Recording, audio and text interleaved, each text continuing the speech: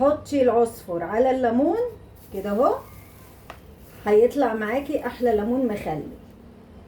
تعالوا يلا نشوفوا الوصفه الجميله دي هنعملها ازاي. ما تنسوش تدعموني باللايك والشير على صفحه اميره ماجد. انا جبت حله ومليتها ميه، حطيتها على النار تغلي، ومعايا هنا ليمون غسلته وسبته يتصفى. بقى اجيب بوله نضيفه وانزل بكيس ملح. في الاخر بقى هندوق الميه، لو احتاجنا ملح تاني هنحط. هنجيب بقى كده ليمونه ليمونه ونشقها بالشكل ده كده.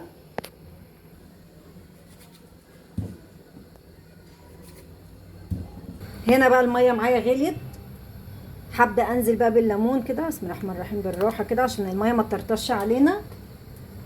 الايام دي والله العظيم يا بنات الليمون حلو قوي ورخيص مش غالي.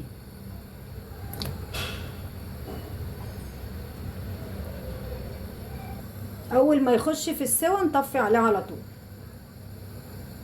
يلا بقى نعمل الحشوه بتاعته. انا معايا هنا جبت طبق وحطيت فيه كوبايه عصفر، هنزل عليهم بنص كوبايه حبه البركه ومعلقتين ملح كبار تانية اهي، وهنقلب كل ده في قلب بعضه. ودي الحشوه اللي هنحشي بيها الليمون من بعد ما فتحناه من جوه. بعد بقى ما الليمون ما دخل في السوا بالشكل ده كده اهو، هنطلعه بقى نصفيه. بسم الله الرحمن الرحيم. بعد بقى ما طلعته من الميه بتاعته هسيبه بقى يبرد خالص. بعد كده بقى هنشتغل فيه وهو بارد، مش هشتغل فيه وهو سخن. والميه بتاعته برده تكون بردت. انا هستخدم الميه بتاعته بملحه بميته. انا معتمده الطريقه ديت من سنين وما بغيرهاش، وكل اللي بياكله بصراحه بيبقى مبهور بيه. ما تنسوش بقى تدعموني على صفحه اميره ماجد. انا بقى هنا في شفشق خدت كده حبه ميه سخنين، وهنزل بالملح بتاعي باقي الكميه بتاعت الملح.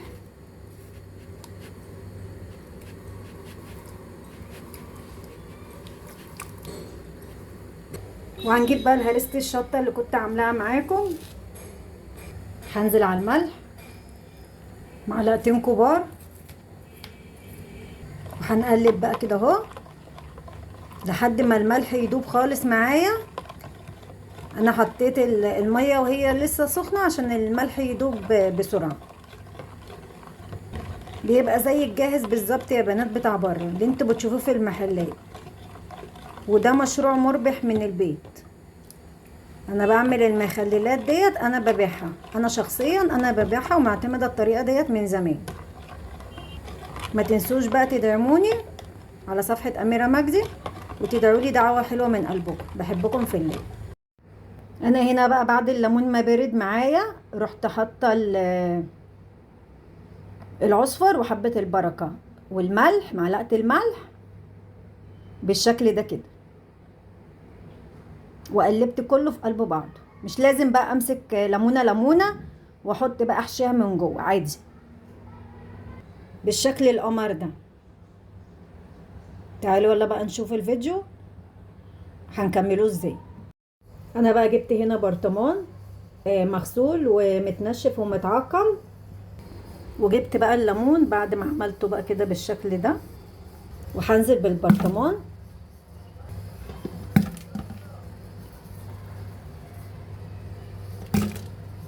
وجبت قرون فلفل شقتها بالشكل ده كده. بعد ما خلصت الكمية كلها قطعتها، فتحتها بقى كده اهوت من النص بالشكل ده كده. هنزل بالبرطمان. بعد كده هنزل بباقي الليمون،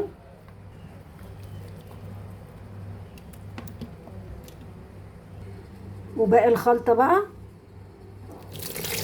هنزل بقى بالمحلول عليها. هنزل بالمحلول الملح على الليمون. بسم الله الرحمن الرحيم، بالراحة كده.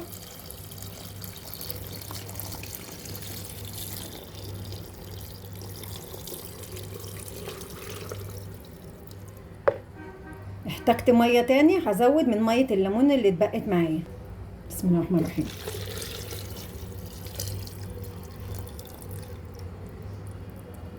لغاية المية ما توصل لسطح البرطمان بالشكل ده كده.